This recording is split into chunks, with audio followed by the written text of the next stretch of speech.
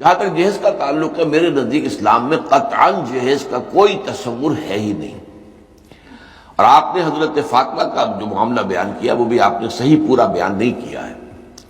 اصل میں وہ مہر کی رقم تھی کہ جو زرع اپنی بیچ کر یا گروی رکھ کر، حضور نے کہا تھا یا گروی رکھو یا بیچو، لیکن مہر تو دینا ہوگا۔ حضور نے اپنی طرف سے ایک پیسے کی کوئی شے نہیں دی ہے۔ وہ تو یہ ہے کہ جب آپ نے پوچھا کہ علی تمہارے پاس مہر دینے کے لیے کچھ ہے، انہوں نے کہا میرے پاس تو کچھ نہیں ہے۔ حضرت علی رضی اللہ تعالی عنہ جو ہے وہ تو فقراء صحابہ میں سے تھے، درویش صحابہ۔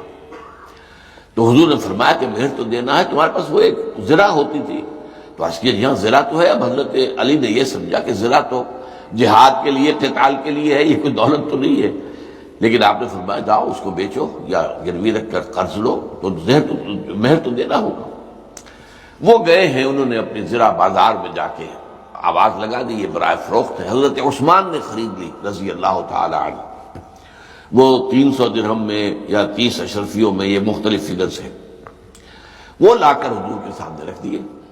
اس میں سے حضور نے کچھ جو ہے اندر بھیجا کہ دلہن کی تیاری کے لیے کوئی خوشبو وغیرہ یہ وہ چیزیں، اور کچھ سے وہ سامان تیار کر دیا کہ جو ان کے گھر کے اندر ضرورت تھی لازمی۔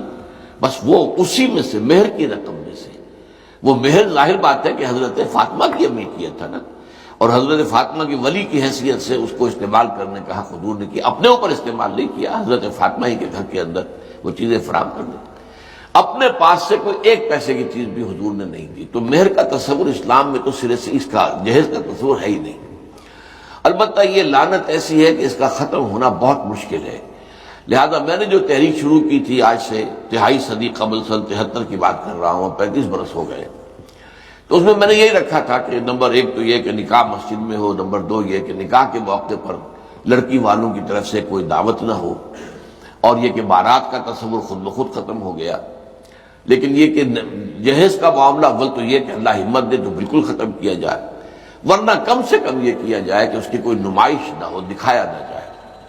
یہ بھی ہو سکتا ہے چند دن پہلے کچھ چیزیں جو بھیج دی جائیں، اور یہ بھی ہو سکتا ہے کہ وہ نکاح کے چند دن بعد کے کچھ چیزیں دے دی جائیں وغیرہ وغیرہ، اس لیے کہ اس کی جڑ بالکل کاٹنا جو ہے وہ ناممکنات میں سے ہے۔ لیکن بہرحال اسلام میں جہیز کا کوئی تصور نہیں ہے، یہ ہندوانہ تصور ہے، اور ہندوؤں کے ہاں یہ اس لیے ہے کہ ہندوؤں کے ہاں لڑکی کا کوئی حصہ وراثت میں نہیں ہے، ماں باپ کی وراثت میں لڑکی کا کوئی حصہ نہیں ہے۔